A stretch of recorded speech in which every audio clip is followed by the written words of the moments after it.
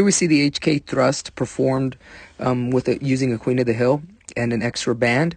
So remember, our HK thrust does not have to be performed with a band or with the Queen of the Hill. The setup would be the exact same. You'd have that back leg against a wall so that you could find and feel the athlete push through the transverse arch.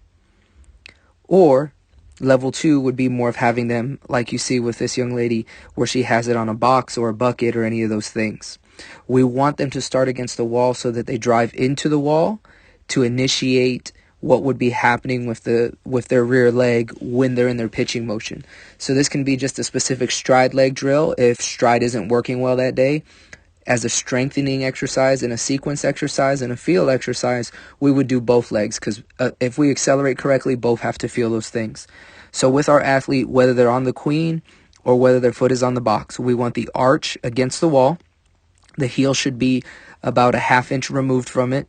The angle that we want the body at, 0 degrees of hip flexion right here. And we want to exaggerate their ability to push and engage through the glutes. So that is why we have more of this 90-degree angle almost with the knee flexion, because we're wanting to accelerate the hips in that moment.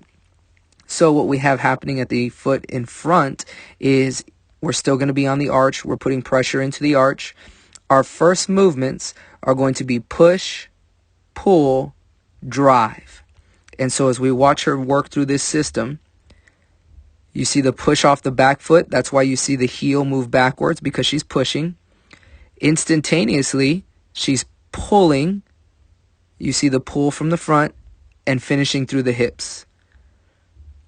We're exaggerating that hip motion. Things to look for, as you notice this athlete curves a little bit through the back. We don't want that to happen. We want the athlete to remain at this same angle. So as that knee deepens, she does a good job of driving. But we have an athlete here who's struggling and still trying to work with not letting her head rotate her back and having that backward C.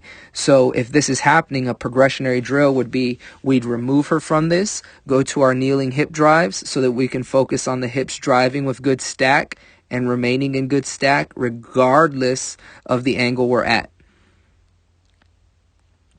Those are key concepts there, and that's also a little tip for how we regress so that we can get this feeling.